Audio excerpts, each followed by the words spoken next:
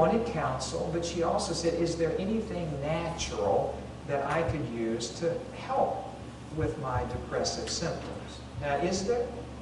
Of course. Of course. But the physician, once she learned that, the psychiatrist looked at that girl. She said, honey, I'm not into weeds and seeds. Now, if you want some real medicine, then I can give that to you. Now, again, that just shows our education. You see, again, it's not against the doctors. It's just that's the way we're trained. If you went to auto mechanic school and you learned how to repair cars in a certain way, that's the way you would practice your art, right?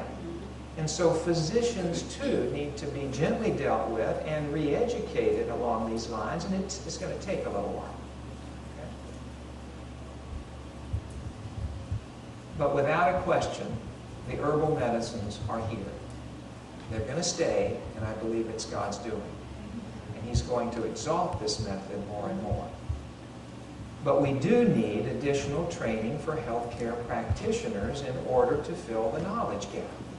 But in the meantime, God's purposes know no haste nor delay, right? We don't need to just wait. We can learn, all right? While God is also teaching those that want to learn.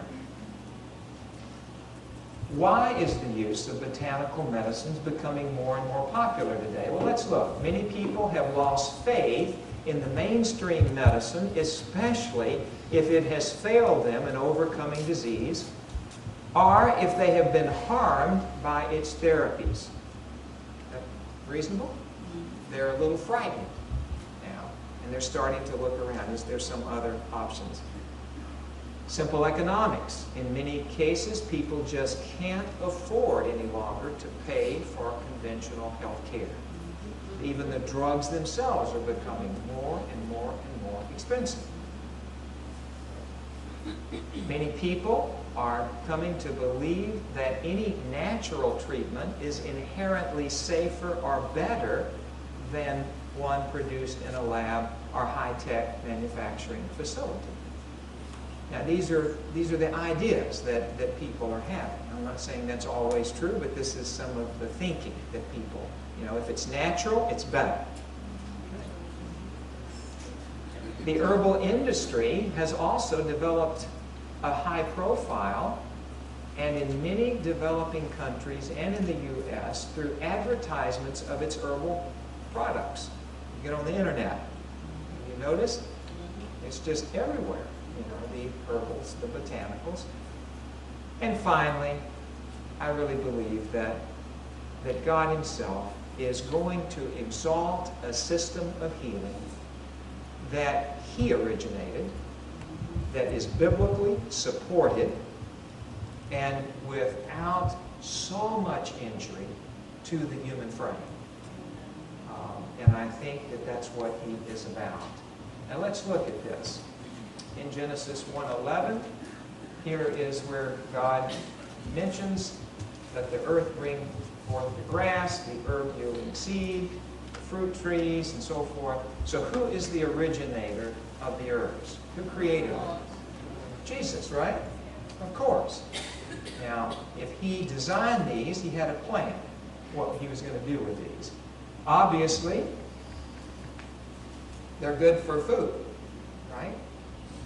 You notice now that the herbal agents are classified now in the literature as those that are for food, those that are for medicine, those that are generally considered safe, those that are potentially toxic. And that's all been done in the literature. So we don't have to question so much, at least the herbs that have been studied. And notice Psalms 104:14, that the herbs were placed here for the service of man. Now, I believe it goes much beyond just food and even medicine. You like to go out into nature and you see those pretty carpets of green in the mountains and the flowers all budding. What does that do for you? It's a pleasure, isn't it? to smell the fragrance of these beautiful flowers that are there. We have some gardenias that are growing right outside on our patio, and my, this time of the year you go out in this part of the country, you can just smell the scent of the honeysuckle. Everything God put here for the enjoyment of man, just as an evidence of His love. It's beautiful. Don't you just feel surrounded by love, as God is working for us? Obviously, in the Bible, you never see Jesus. I haven't found it yet. You can correct me, but I've never seen Jesus or the patriarchs or the prophets, the disciples putting out their prescription pads. In the biblical system, they were using natural agencies. Even Jesus didn't he? The clay and the spittle and the water and all of that. Here, Hezekiah. Now, this wasn't like he just had a little cold. Hezekiah was dying. You remember the story. The prophet Isaiah was sent to tell him, you're going to die, get everything in order. And he turned his face to the wall and sought the Lord with tears and supplications. The Lord heard that. And He extended his life. But how did He do it? He could have just spoken the word, for sure, but He used the prophet, Isaiah, to take a lump of figs and to place on, evidently, a festering boil, the Bible calls it, and the man was healed. Now, do you understand that?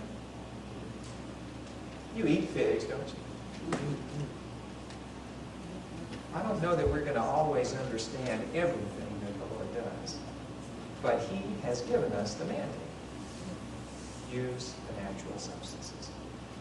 Now, notice this, that according to Duke, and he's been with the U.S. Agricultural Service, was for many years, he states that some 300,000 higher plant species that are all chemically distinct have been identified, but only about 10% have been carefully screened for medicinal and toxic constituents. So have we finished our study yet?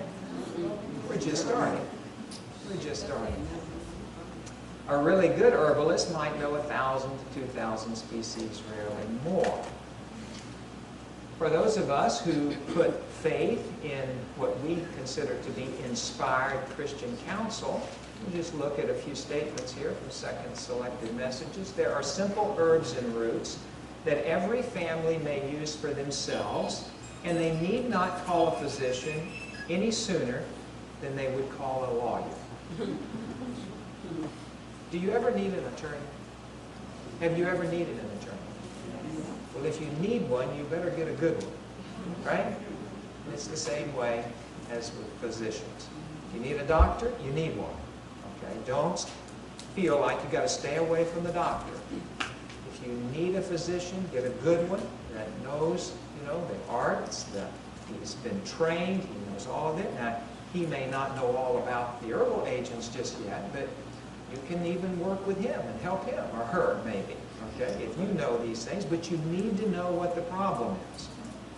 A lot of times you'll find people, they get an ache or pain and they go down to the corner vitamin shop and they ask the clerk behind the register, I got a pain here, what can I take? And you can see that there is the potential for misdiagnosis, delay in adequate treatment, and so forth. And we don't want to do that. We want to be on with our program. The Lord has provided antidotes for diseases in simple plants. And these can be used by faith, with no denial of faith, or by using the blessings provided by God for our benefit, we will be cooperating with deity. And that's what the Lord wants to do. He wants us to work with Him to build back this temple that has been injured by an enemy. Right? There are many simple herbs which, if our nurses would learn the value of, they could use in the place of drugs and find very effective. It would have been better if from the first all drugs had been kept out of our sanitariums. and use had been made of such simple remedies as are found in pure water and air and sunlight